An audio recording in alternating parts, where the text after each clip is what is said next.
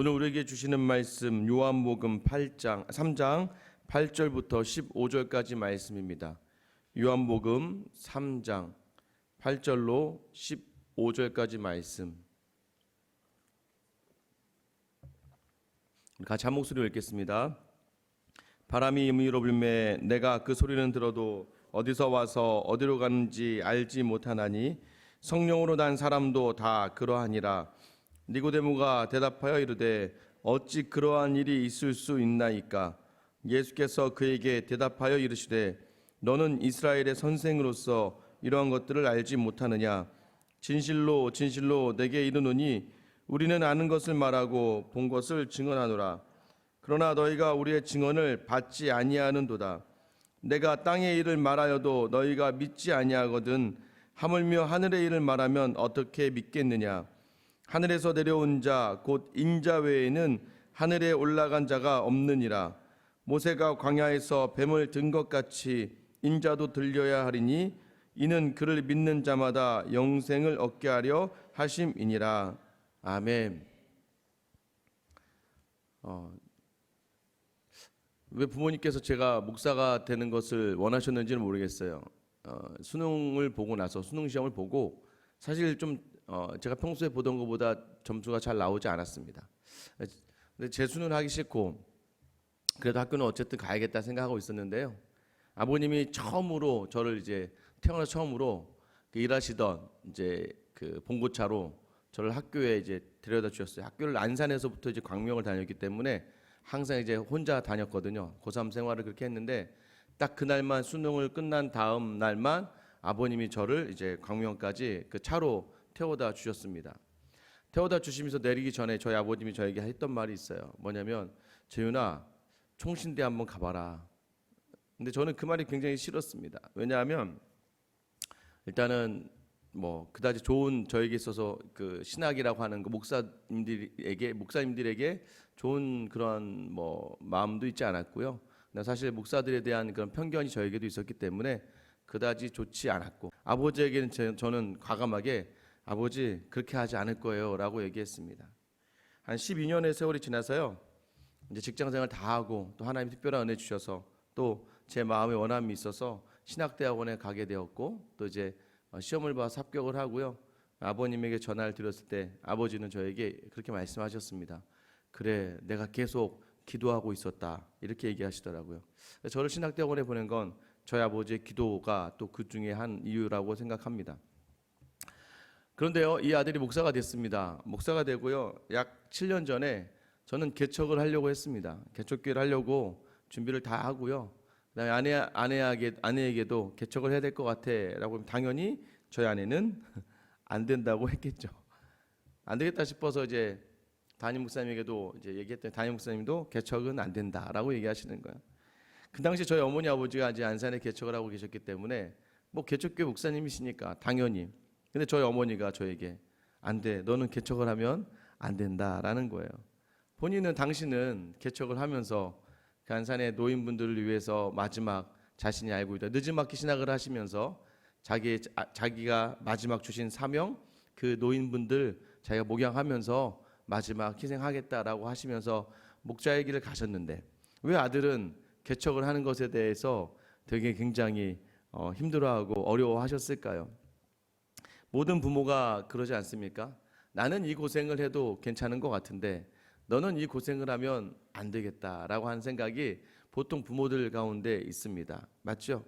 다른 집 자식이 뭐 몸이 아프고 어려운 누군가를 향해서 찾아가지고 만나주다가 결혼을 한다더라 그러면 야 참 그 집 자식 참 하나님 사랑으로 믿음 안에서 자라서 그 어려운 그 누가 생각해도 결혼하기 어려운 그 결혼을 해내고 마는구나라고 하지만 정작 내 자식이 그러한 여자나 그러한 남자하고 결혼한다고 한다면 여러분은 어떻게 하시겠습니까? 그 고난의 자리가 믿음의 자리고 그 고난의 자리가 굉장히 특별한 자리임에도 불구하고 많은 부모들은 그 자리를 나는 갈 수 있겠지만 내 자녀가 가는 것을 원하지는 않는다는 것이죠.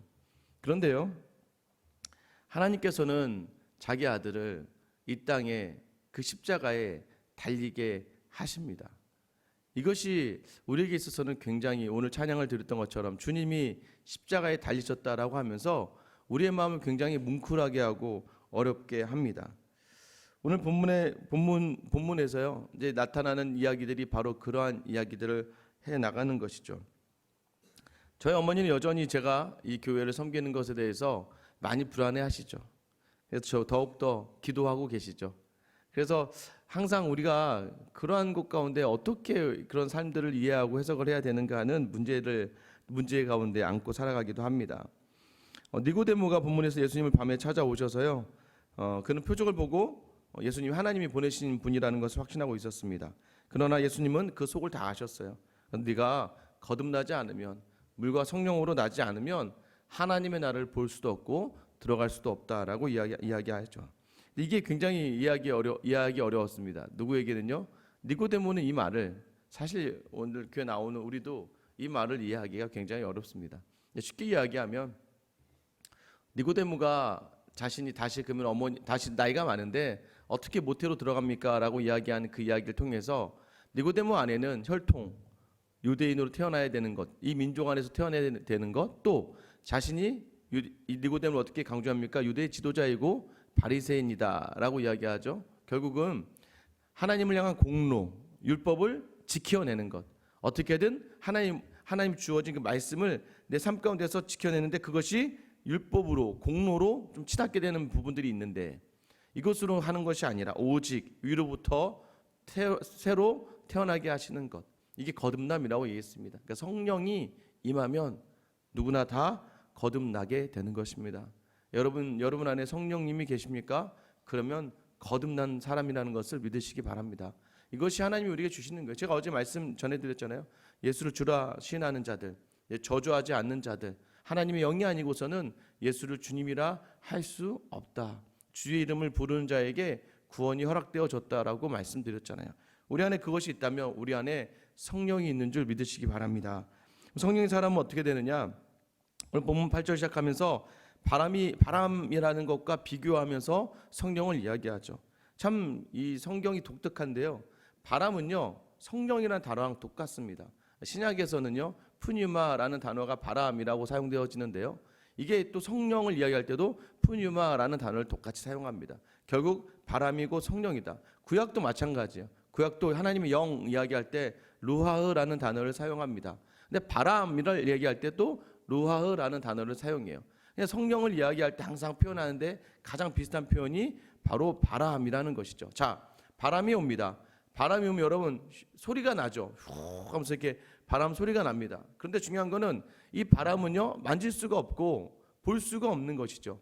그러나 그 바람이 있다는 것을 우리 모두는 알고 있죠. 그러니까 성령도 그러하다는 거예요. 성령은 우리가 볼 수 없고 만질 수 없어요. 어디서부터 왔는지 모르겠어요. 언제 왔는지도 모르겠어요. 물론 특별한 체험을 하신 분들은 그 성령이 언제 왔다라고 이야기할 수 있는 경우도 있지만, 대다수의 크리스찬들은요, 그 성령을 내가 언제 그 성령이 내게 오셨나, 이 성령이 왔다는 얘기는 뭐냐면 예수님을 내가 사랑한다고 주님으로 입으로 고백하기 전에 언제 내게 와서 내가 그 고백을 하게 되었는지에 대해서는 정확하게 알 수 없는 겁니다. 그래서 제가 여러분에게 완벽한 예는 아니지만 비슷하게 이렇게 말씀드렸잖아요. 언제부터 어머니를 사랑하셨습니까? 라고 제가 말씀드렸잖아요.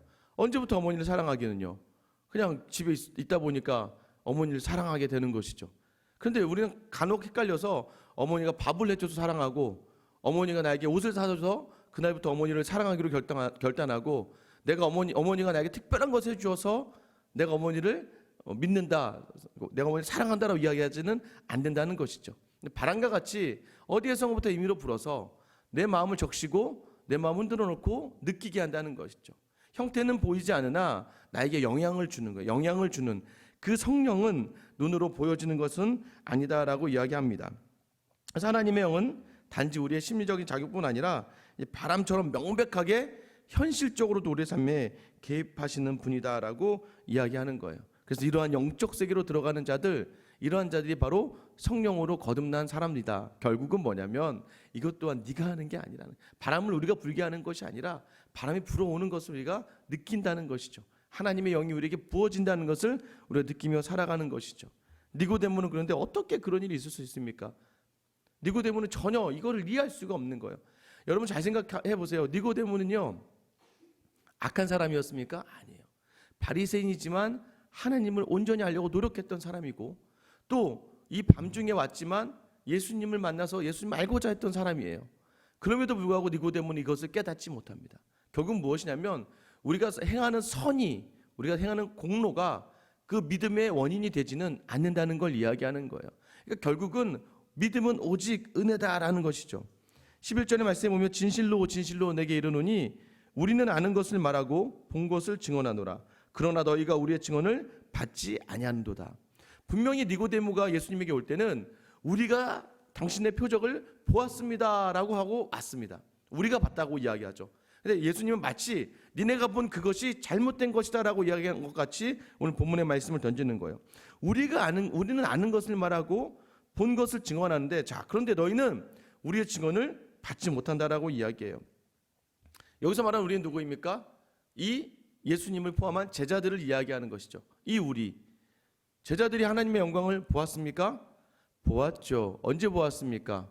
가나안 혼인잔치, 우리 요한복음 2장 11절 말씀, 가나안 혼인잔치 마지막 끝에서 제가 말씀드렸던 것처럼 예수께서 이 표적을 갈릴리 가나에 행하여 그의 영광을 나타내심에 제자들이 그를 믿으니라. 그 영광을 가나안 혼인잔치에 드러내셨다는 거예요. 그러니 제자들이 그 영광을 보고 믿었다. 그래서 결과적으로 이 제자들 또한 그 영광을 보았습니다. 보고 그 영광을 확실히 알았죠. 예수님이 행하신 일들에 대해서 알게 되는 것이죠. 또 누가 보았습니까? 세례 요한이 봤죠. 예수님에게 세례를 베푸실 때에 하늘에서 성령이 비둘기같이 임하는 그 영광을 세례 요한이 보았습니다. 그러나 이들은 무엇만 보았습니까? 일어나는 기적, 표적만 보고 지금 예수님 앞에 따라 나오게 된 것이죠. 결국은요, 이러한 것들이 결국 누구에게 줘요? 제자들이 특별히 무엇을 잘해서 그 영광을 보았습니까? 아니에요. 제자들은 그저 예수님이 나를 따라 오너라, 와서 봐라 라는 그 말을 먼저 듣고 예수님을 따라가게 되었고, 심지어 앞에 있는 두 제자도 세례 요한이 저 사람이 하나님의 어린 양이다라고 하는 말을 듣고 그 말씀을 듣고 가게 되는 이 부르심이 먼저 있었다는 거예요. 결국 지식으로 얻어지는 것이 아닙니다.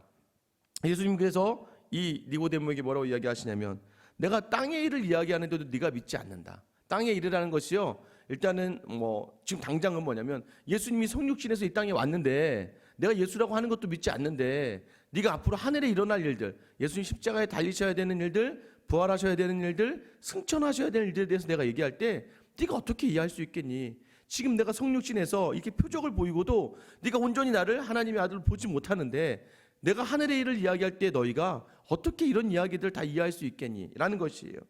그리고 심지어 네가 구약에 능통한 사람이라고 이야기하면서 네가 이스라엘 선생인데 구약에서 분명히 믿음으로 말미암아 의에 이른다는 이야기들이 계속해서 반복되어졌던 그 땅의 일들조차도 네가 온전히 믿지 못하는 지금 상황에서 어떻게 예수 그리스도라고 하는 하나님의 일에 대해서 네가 이해할 수 있겠느냐? 이것은 무엇이에요? 너희의 인간의 율법으로는 네가 행하는 공로로는, 네가 행하는 선으로는 결코 이 일을 볼 수도 알 수도 없다. 오직 하나님이 그 모든 성령을 그 사람에게 부어 주실 때만 가능하다라고 이야기하는 거예요. 그래서요, 하늘의 일에 대해서 이야기하면서 내가 바로 그 하늘의 일을 행할 주체다라고 말씀하십니다. 왜요? 하늘에서 내려온 자, 12절 말씀이죠. 13절 말씀입니다. 하늘에서 내려온 자, 곧 인자 외에는 하늘에 올라갈 자가 없느니라라고 이야기하죠. 하늘에서 내려온 자 맞잖아요. 예수님이 하늘에서 내려오셨고, 근데 하늘에 올라갈 것인데 여기서는 올라간 자라고 이야기하시죠. 이미 확정되었다는 것을, 나는 이미 다시 부활하여 승천할 것을 이미 예수님은 확정하며 이야기합니다. 이 본문의 말씀은요, 잠언 30장 3절 4절 말씀을 그대로 가져온 말씀이에요. 제가 읽어드릴게요. 잠언 30장 3절 4절 말씀인데요.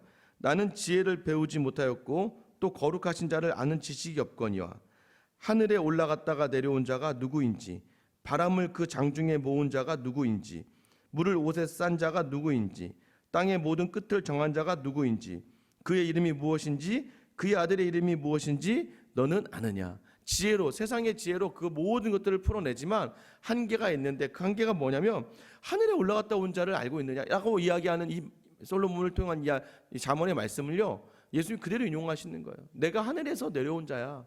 내가 하늘에 올라갈 자야.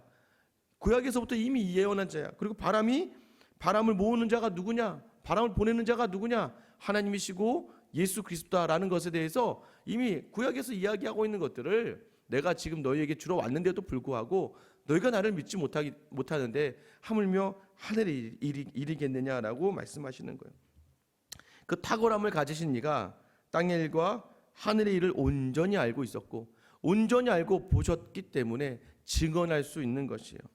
그가 하실 일을 자신의 몸으로 증언하시는 본이었습니다. 14절에 그래서 어떻게 합니까? 모세가 광야에서 뱀을 든 것 같이 인자도 들려야 한다. 광야 세월 중에요, 이스라엘 백성이 바로 가나안으로 올라갈 수 있었는데 에돔 족속이 있습니다. 에돔 족속이 있다는 건 뭐냐면 야곱과 에서, 그러니까 형제 민족이 있다는 걸 아시고 그들과 전쟁을 피하게 하시기 위해서 하나님께서 가나안을 우회하게 하셔서 가나안 동편 땅으로 이 백성의 방향을 틀어갑니다. 이렇게 가면 가까운데 또 돌아와서 가야 되니까 이 백성들이 원망을 하게 됩니다. 원망이 그게 한도가 넘어서 심지어는 먹을 것도 안 줬잖아, 물도 없잖아, 또 우리 마음에 이 하찮은 음식들, 만나를 가지고도 하찮은 음식이라고 불평하며 원망합니다. 언제까지 이 길을 가야 돼? 언제까지 이렇게 해야 하면서 모세를 향해서, 하나님을 향해서 막 원망합니다. 하나님이 화가 나셨어요. 진노하십니다. 그래서 불뱀을 보내셔서 많은 사람을 다 죽이게 하세요. 그러자 이제 이스라엘 백성이 죽음 가운데서 깨달아집니다. 살려달라고, 우리 죄를 용서해달라고 합니다. 그때 모세가 하나님께 간구하죠. 하나님 뭐라고 이야기합니까? 놋으로 불뱀을 만들어서 장대에 매달고 그것을 보면 산다라고 이야기합니다. 그래서 오늘 불뱀을 장대에 들린 것처럼 그것을 예수님께서 자기가 들려야 한다라는 것은 결국 십자가의 사건을 이야기하는 것. 온전한 성령이 이 자기 사람 가운데 임하기 위하여 먼저 일어나야 될 일, 하늘의 일의 하나가 뭐였어요? 자신이 들려야 한다라는 것입니다. 결국 그 놋뱀, 그 뱀을 본 자들은 다 살아남습니다. 근데 결국 그렇게 얘기한다는 건 뭐예요? 안 보는 사람도 있을 수 있다는 거예요. 그리고 이후에 이것이 하나의 신격화가 됩니다. 그래서 히스기야 시대에 이것을 쳐 부숴버리죠. 그리고 누수단이라고 이야기합니다. 그냥 놋덩어리들. 이거 놋덩어리도 아닌 거, 이걸 가지고 신으로 섬겼으니. 그러니 유대인의 마음 가운데 어떤 마음이 있겠습니까? 이 놋뱀에 대해서, 불뱀에 대해서 그거 굉장히 안 좋은 느낌이 있죠. 저주받은, 그 굉장히 뱀하면 기분도 별로 안 좋은 것들. 여러분, 십자가가 바로 이러한 것이었습니다. 민수기 11장에 보면 나무에 달린 자마다 다 저주받은 자다라고 이야기하거든요. 근데 왜 저주라는 개념이 굉장히 강한 이 상징 있는 것들을 가지고 자꾸 예수님은 이 십자가 나무에 달리셔야 되겠습니까? 왜냐하면요, 원래는 우리가 이렇게 저주받아 죽어야 될 비참한 존재들이고 처절한 존재들인데 그 처절함을 하나님이 대신 갚아주셔서 저주일 수밖에 없는 그것이 오히려 우리에게 축복이 될 수밖에 없다는 것을 이야기하는 거죠. 그래서 우리에게는 하나님의 아들을 하나님께서 십자가에 달려 죽게 하셨다. 하나님의 아들이 우리를 위하여 십자가에 정말 처참하게 죽으셨다라고 하는 그 말이요, 결코 우리가 쉽게 이야기할 수 있는 얘기가 아니에요. 맞죠? 만약에 여러분 살리기 위해서 제가 여러분과 제 아이가 물에 빠졌습니다. 그런데 제가 그 둘 중에 누구를 살릴까 하다가 제가 여러분을 향해서 이 밧줄을 아이에게 던지려고 했던 밧줄을 빼서 여러분에게 던졌습니다. 여러분이 그 밧줄을 갖고 살아나셨어요. 근데 이 아이가 죽었어요. 그 다음부터 여러분, 제가 그 밧줄이 있는 것에 같이 저와 함께 설 때마다 여러분 어떤 마음이 드시겠습니까? 거기서 막 그때 살려주셔서 고마워요. 정말 그 아들 제가 이렇게 하겠습니까? 아니죠. 그거 볼 때마다 숙연해지지 않겠어요? 제가 제 자녀를 여러분을 위해서 희생했다라는 그 말 한마디가 그 밧줄이 얼마나 가슴 아프게 하고 얼마나 숙연하게 하고 그 앞에서 침묵하게 하겠습니까? 근데 우리가 십자가는 바로 그런 것이에요. 그런데요, 하나님이 우리를 얼마나 생각하시는지, 우리가 그 앞에서 어쩔 줄 몰라하고 민망해하고 하나님 앞에서 고개를 들지 못할까 봐 오늘 본문의 말씀엔 인자가 들려야 한다라고 이야기해요. 이 들려야 한다라는 의미가요, 영광을 이야기합니다. 높은 보좌에 들려지는 것들, 영광의 자리를 이야기하는 거예요. 무슨 말이냐면 우리고 하여금 나 때문에 하나님의 아들이 십자가에 달려 죽으셨어. 나 때문에 하나님께서 자기 아들을 십자가에 매달으셨어. 나는 어쩌면 좋아. 나는 죄인이야.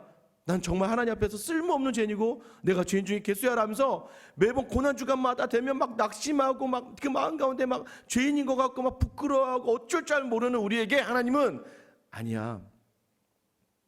이 인자가 달리는 고난이 영광이다. 우리가 너무나 아파하고 낙심하고 힘들어할까 봐 오늘 표현을 인자가 들려진다라는 표현을 사용해요. 높이 들려지는 것, 십자가에 달려 돌려지는 것이 하나님의 영광을 위하고 그리스도 독생자의 영광이다라고 이야기하면서 너희로 안심해라. 이것이 바로 너희를 정말 깊이 사랑하는 하나님의 특별한 사랑이 여기에 담겨져 있다라는 것이 바로 이것이 영광이다라고 이야기하고 있는 거예요. 여러분, 영광을 위하는 길이기 때문에 예수님은 들려야 한다고 오늘 말씀하세요. 왜요? 다른 이는 모든 사람으로 영생을 얻게 하려는 영광된 일을 내가 감당하기 위하여 내가 들려진다라고 하는 것입니다. 우리는 어떻게 이 말씀을 가지고 살아야 됩니까? 말씀을 준비하면서 하나님이 저에게 던지신 질문이 있습니다. 어떤 질문인 줄 아세요? 재윤아, 너 만약에 생수양교회가 계속 지금 이렇게만 이 모습 그대로 세상이 바라볼 때 이 인원 그대로 이 모습 그대로 계속해서 있는다면 너는 여기 있을 수 있겠니? 라는 질문을 하나님이 저에게 던지시는 것 같았어요. 왜 그렇게 있어야 되나요? 라고 묻고 싶지만 그러나 중요한 것은 무엇입니까? 제 삶의 목회 철학은 예수와 함께 죽고 예수와 함께 살고입니다.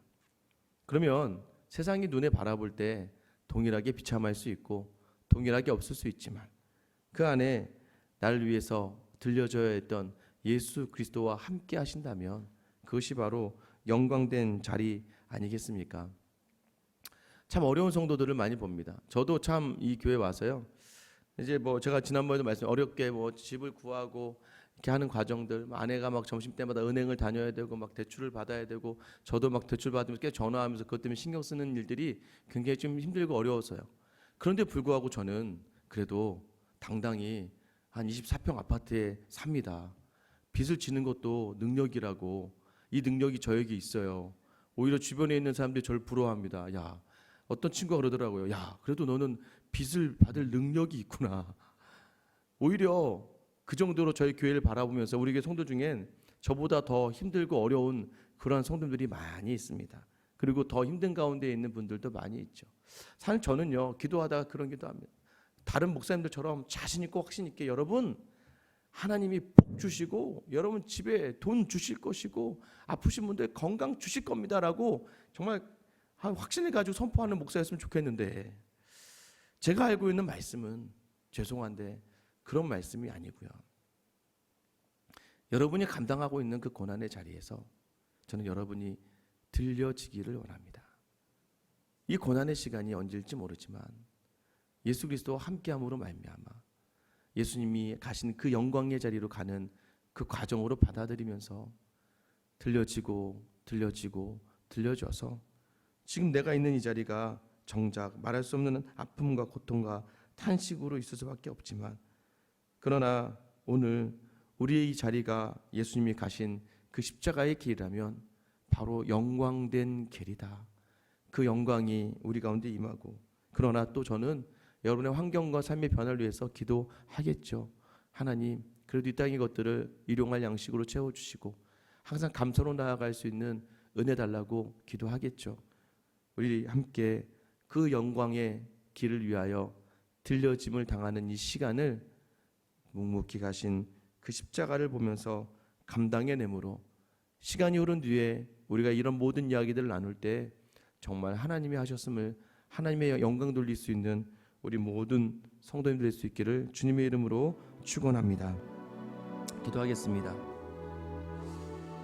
하나님, 오늘 이 시간 고난이 나에게 영광이 될 수 있게끔 나를 들려 사용할 수 있게끔 주님 나를 도와주시옵소서. 나를 위해 아들을 십자가에 달리게 하신 하나님, 하나님이 원하시는 바이기 때문에 도살장에 끌려가는 어린 양처럼 한마디 거부도 없으시고 묵묵히 십자가를 지신 우리 예수님, 그 달리심이 얼마나 우리에게 아픔이 될까 해서 오늘 인자가 들려졌다라고 이야기하면서 이것이 영광이다라고 하는 이유는 우리가 그것으로 말미암아 낙심하지 않고 힘들어하지 않게 하시기 위한 하나님의 놀라운 사랑입니다. 이 고난이 영광이다. 오늘 여러분 기도하십시오. 하나님, 나도 들려지게 하여 주시옵소서. 그리하여 주의 빛을 비추게 하여 주시옵소서. 하나님, 우리 교회 성도들이 그런 들려짐을 받는 성도가 되기를 원합니다. 고난을 이기게 하시고 고난이 그 영광을 가리우지 않도록 그 삶 가운데 인도하시되 우리 모두가 하나님의 일하심을 기뻐 찬양할 수 있는 놀라운 자를 허락하여 달라고 기도해 주시고요. 오늘 수요 말씀 성경에 사경회가 있습니다. 오늘부터 찬양 인도를 우리 집사님들과 또 우리 교회 우리 혜찬이가 반주를 하면서 또 찬양 인도 섬겨주시기로 했는데요. 그 가운데 은혜 주시고 복 주시며 정말 하나님의 은혜를 경험하는 예배 시간 되게 해달라고, 특biệt 또한 우리 선교사님을 기도하시던 동경에서 수교하시는 장성준 선교사님이 기도하시는데요. 마나미 자매의 남편이 암으로 있고 아들이 입시를 준비하고 있습니다. 그러다 보니까 믿음의 자리에 소하여지는데 그 모든 문제 해결하여 주셔서 믿음의 자리에 온전히 설 수 있게 해달라고, 또 섬기시는 초시교회 위에 하나님이 귀한 젊은이들을 많이 세워달라고 오늘 시간 나와 교회와 선교를 위해 우리 주님 이름 한번 부르며 기도하며 나아가겠습니다. 주여